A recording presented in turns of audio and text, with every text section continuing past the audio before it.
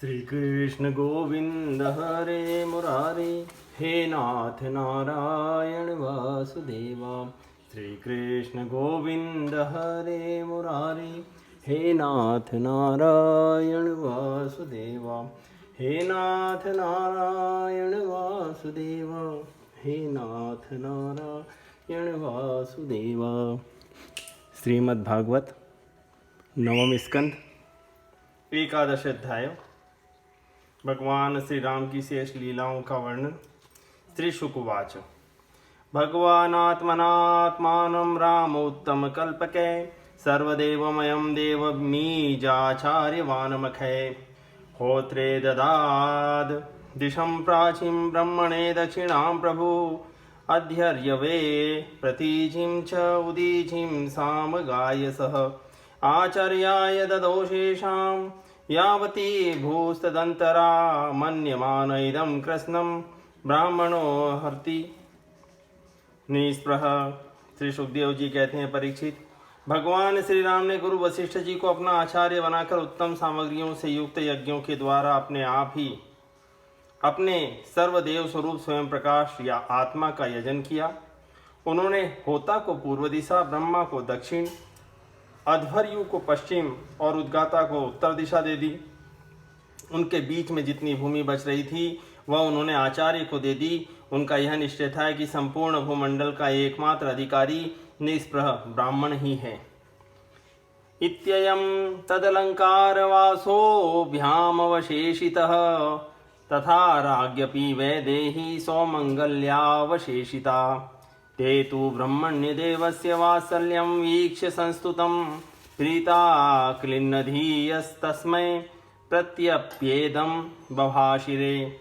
अप्रत्तं नस्तव्या किं नु भगवन् भुवनेश्वर, यन्नोऽन्तर्हृदयं विश्वतमो हंसि स्वरोचिषा। नमो ब्रह्मणदेवाय रामाय कुण्ठमेधसे, उत्तम श्लोकधुर्याय न्यस्तदण्डार्पिताङ्घ्रे। कदाचिल्लोक जिज्ञासुर्गूढो रात्रयामलक्षितः, चरणवाचो शृणोद रामो भार्यामुद्दिश्य कस्यचित्। नाहं बिभर्मि त्वां दुष्टां सतीं परवेश्मगां, स्त्रीलोभी विभ्रयात् सीतां रामो नाहं भजे पुनः। इति लोकाद् बहुमुखाद् दुराराध्याद् संविद, पत्याभीतेन सा त्यक्ता प्राप्ता प्राचेतसाश्रमम्। अन्तर्वत्न्यागते काले यमोऽसा सुषुवे सुतो, कुशोलव इति ख्यातो तयोश्चक्रे क्रियामुनिः। इस प्रकार सारे भूमंडल का दान करके उन्होंने अपने शरीर के वस्त्र और अलंकार ही अपने पास रखे। इसी प्रकार महारानी सीता जी के पास भी केवल मांगलिक वस्त्र और आभूषण ही बच रहे।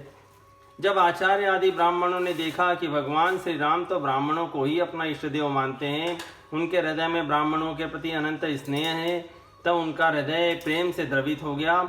उन्होंने प्रसन्न होकर सारी पृथ्वी भगवान को लौटा दी और कहा, प्रभु आप सब लोगों के एकमात्र स्वामी हैं। आप तो हमारे हृदय के भीतर रहकर अपनी ज्योति से अज्ञान अंधकार का नाश कर रहे हैं। ऐसी स्थिति में भला आपने हमें क्या नहीं दे रखा है। आपका ज्ञान अनंत है। पवित्र कीर्ति वाले पुरुषों में आप सर्वश्रेष्ठ हैं। उन महात्माओं को जो किसी को किसी प्रकार की पीड़ा नहीं पहुंचाते, आपने अपने चरण कमल दे रखे हैं। ऐसा होने पर भी आप ब्राह्मणों को अपना इष्ट देव मानते हैं। भगवान आपके इस राम रूप को हम नमस्कार करते हैं।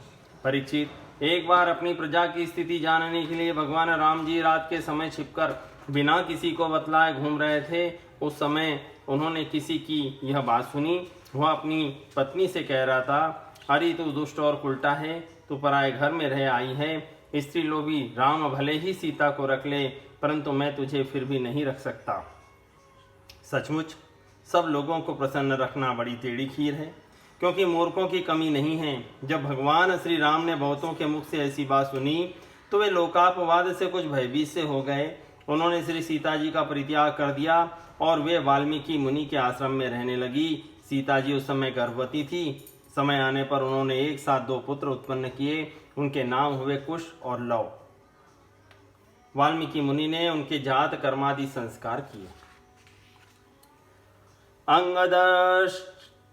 अंगदश्चित्रकेतुश्च लक्ष्मणस्यात्मजो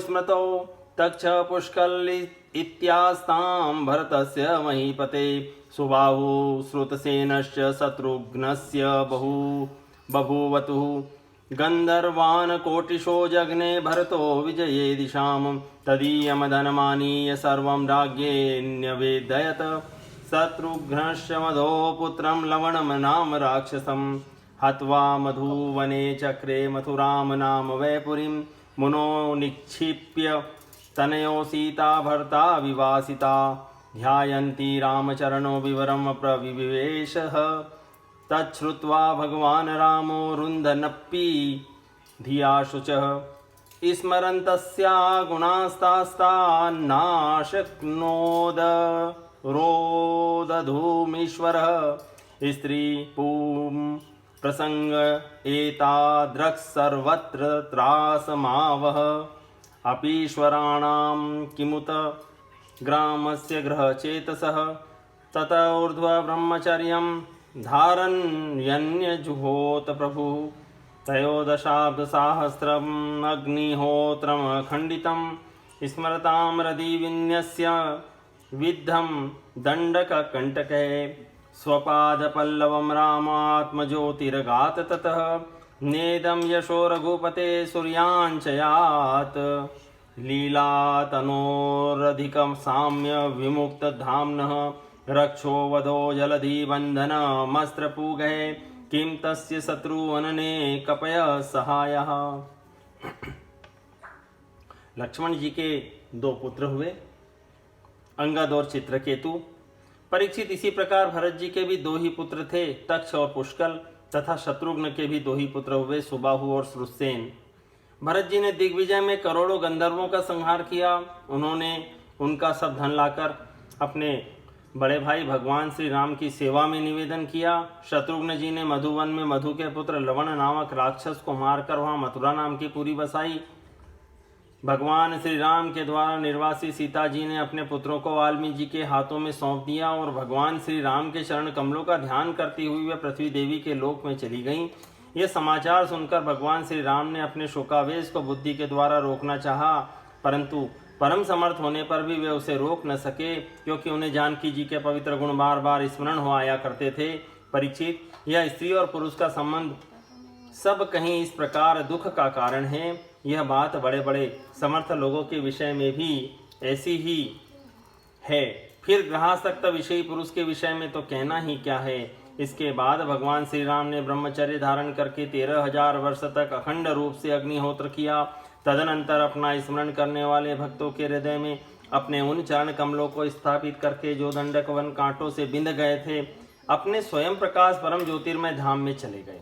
परीक्षित, भगवान के समान प्रतापशाली और कोई नहीं है, फिर उनसे बढ़कर तो हो ही कैसे सकता है। उन्होंने देवताओं की प्रार्थना से ही यह लीला विग्रह धारण किया था। ऐसी स्थिति में रघुवंश शिरोमणि भगवान श्री राम के लिए यह कोई बड़े गौरव की बात नहीं है कि उन्होंने अस्त्र शस्त्रों से राक्षसों को मार डाला या समुद्र पर पुल बांध दिया। भला उन्हें शत्रुओं को मारने के लिए बंदरों की सहायता की भी आवश्यकता थी क्या? यह सब उनकी लीला ही है। यस्यामलमनप सदस्सु यशोदुनापि गायन्त घग्नमृषयो दिगीभेन्द्रपट्टं तं नाकपाल वसुपाल किरीटजुष्ट पादाम्बुजं रघुपतिं शरणं प्रपद्ये। स यः स्पृष्टोऽभिदृष्टो वा संविष्टोऽनुगतोऽपि वा कोसलास्ते ययुस्थानं यत्र गच्छन्ति योगिनः पुरुषो रामचरितं श्रवणे रूपपधारयन् आन्द्रशंसस्य परो राजन कर्मबंधे विमुच्यते। भगवान श्री राम का निर्मल यश समस्त पापों को नष्ट कर देने वाला है। वह इतना फैल गया है कि दिग्गजों का श्यामल शरीर भी उसकी उज्ज्वलता से चमक उठता है। आज भी बड़े बड़े ऋषि महर्षि राजाओं की सभा में उसका गान करते रहते हैं। स्वर्ग के देवता और पृथ्वी के नरपति अपने कमनीय किरीटों से उनके चरण कमलों की सेवा करते रहते हैं। मैं उन्हीं रघुवंश शिरोमणि भगवान श्री रामचंद्र जी की शरण ग्रहण करता हूँ, जिन्होंने भगवान श्री राम का दर्शन और स्पर्श किया उनका सहवास अथवा अनुगमन किया। वे सब के सब तथा कौशल देश के निवासी भी उसी लोक में गए जहाँ बड़े बड़े योगी योग साधना के द्वारा जाते हैं। जो पुरुष अपने कानों से भगवान श्री राम का चरित्र सुनता है उसे सरसता, कोमलता आदि गुणों की प्राप्ति होती है। परीक्षित, इतना ही नहीं, वह समस्त कर्म बंधनों से मुक्त हो जाता है।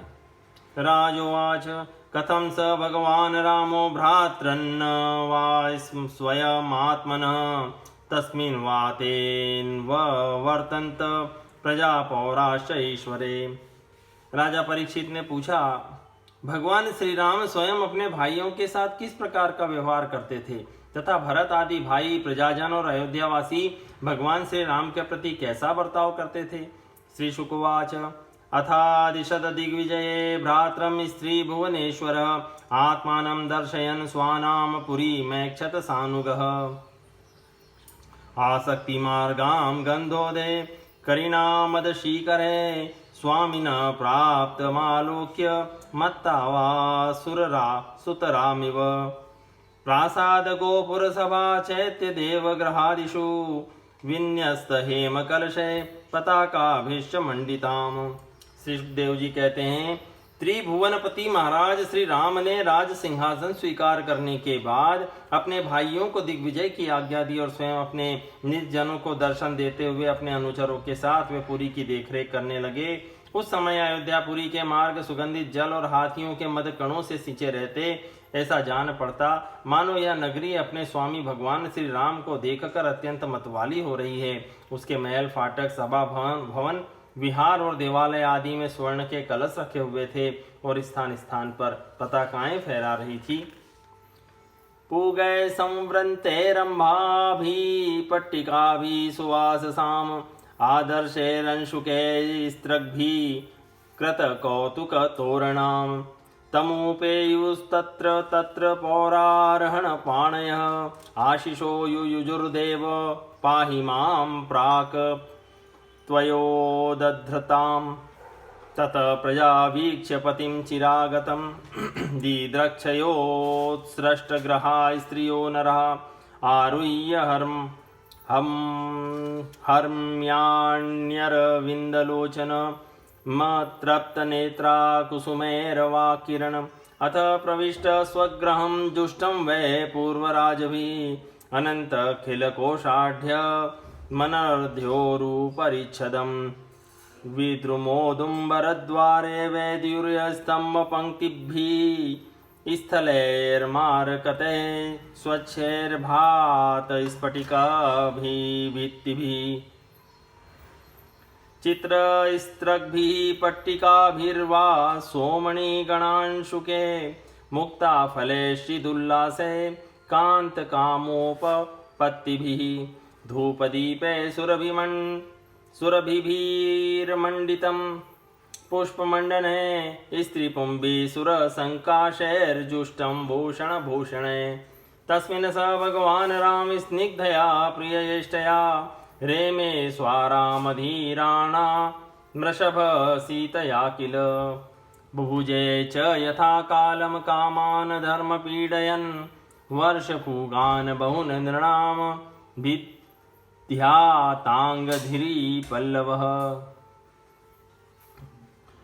वह डंठल समेत सुपारी, केले के खंबे और सुंदर वस्त्रों के पट्टों से सजाई हुई थी। दर्पण वस्त्र और पुष्प मालाओं से तथा मांगलिक चित्रकारियों और बंदर बालों से सारी नगरी जगमगा रही थी। नगरवासी अपने हाथों में तरह तरह की भेंटें लेके भगवान के पास आते और उनसे प्रार्थना करते कि देव, पहले आपने ही वराह रूप से पृथ्वी का उद्धार किया था, अब आप इसका पालन कीजिए। परीक्षित, उस समय जब प्रजा को मालूम होता है कि बहुत दिनों के बाद भगवान राम जी इधर पधारे हैं, तब सभी स्त्री पुरुष उनके दर्शन की लालसा से घर द्वार छोड़कर दौड़ पड़ते। वे ऊंची ऊंची अटारियों पर चढ़ जाते और अतृप्त नेत्रों से कमल नयन भगवान को देखते हुए उन पर पुष्पों की वर्षा करते। इस प्रकार प्रजा का निरीक्षण करके भगवान फिर अपने महलों में आ जाते। उनके वे महल पूर्ववर्ती राजाओं के द्वारा सेवित थे।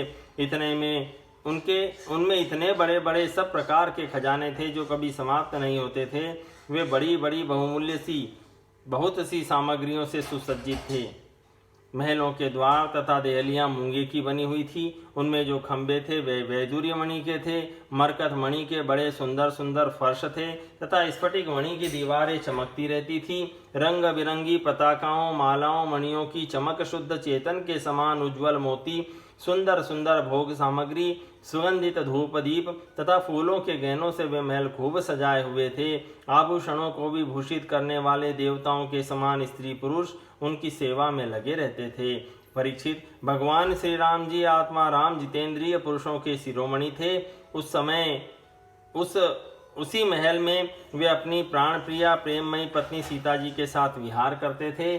सभी स्त्री पुरुष जिनके चरण कमलों का ध्यान करते रहते हैं, वे ही भगवान श्री राम बहुत वर्षों तक धर्म की मर्यादा का पालन करते हुए समयानुसार भोगों का उपभोग करते रहे। इति श्रीमद्भागवते महापुराणे पारमहंस्यां संहितायां नवमे स्कंदे श्रीरामोपाख्याने एकादशोऽध्याय।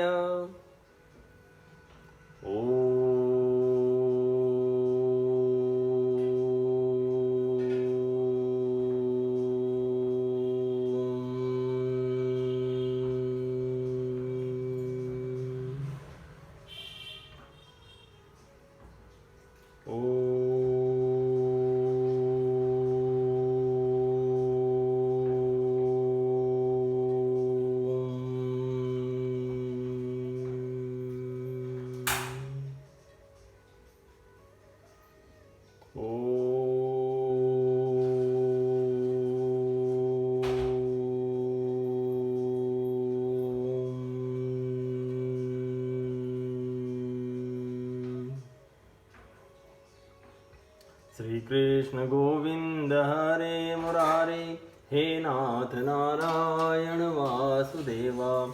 श्री कृष्ण गोविंद हरे मुरारी, हे नाथ नारायण वासुदेवा। हे नाथ नारायण वासुदेवा, हे नाथ नारायण वासुदेवा।